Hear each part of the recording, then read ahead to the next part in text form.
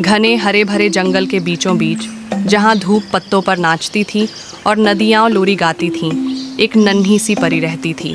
उसका नाम था लूमा। उसकी पंखुड़ी जैसे नाजुक पंख थे और आवाज़ बिल्कुल हवा की तरह मुलायम। लूमा का घर एक पुराने विशाल बोआबाब पेड़ के खोखले तने में था, जहाँ लताएं चमकते फूलों से सजी रहती थीं और तितलियाँ सपनों की तरह उड़ती थीं। लेकिन लूमा को ख़ास बनाता था उसका प्यारा दिल। वह जंगल के हर जीव से बेहद प्यार करती थी, सिर्फ बाघों और तेंदुओं जैसे शेरदिल जानवरों से नहीं, बल्कि छोटे छोटे कीड़ों, सुस्त स्लॉथ, चंचल गिलहरियों, मुलायम खरगोशों और शरारती बंदरों से भी। वह सबके नाम जानती थी, उनकी पसंदीदा चीज़ें, और यहाँ तक कि वह गाने भी जो वे नींद में गुनगुनाते थे। हर सुबह लूमा पत्ते पत्ते पर उड़ते हुए जंगल को अपने जादू से जगाती थी। वह बेलों को सुलझाती, तेंदुए के धब्बे चमकाती और प्यासी चींटियों को ओस की बूंदें देती।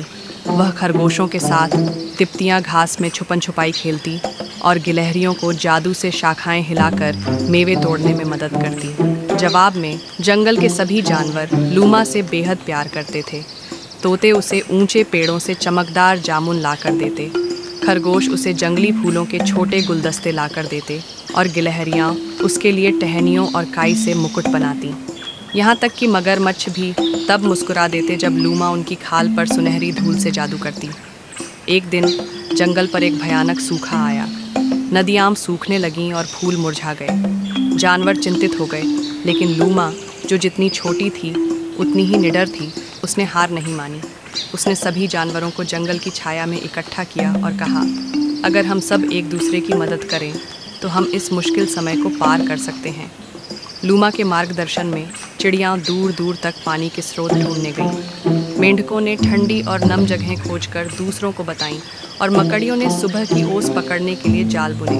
खरगोशों ने छोटी छोटी नालियाँ खोदी ताकि पानी जड़ों तक पहुँचे और गिलहरियाँ पेड़ों के ऊपर दौड़कर संदेश पहुँचाने लगीं। लूमा ने अपने जादू से ऐसी खास बेलें उगाईं जो पानी को प्याले की तरह थाम लेती थीं। जंगल बच गया और पहले से भी ज़्यादा खिल उठा, क्योंकि सब ने मिलकर एक दूसरे का साथ दिया।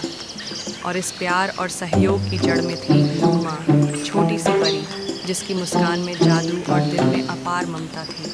उस दिन के बाद जंगल सिर्फ गाता नहीं था, वह लूमा का गीत गाता था, और हर प्राणी, चाहे वह फुदकते नाक वाले खरगोश हों या फुर्तीली पूंछ वाली गिलहरियाँ हों, जानते थे कि जब तक लूमा उस बोआबाब पेड़ में रहती है, जंगल हमेशा प्यार और स्नेह की जगह बना रहेगा। समाप्त।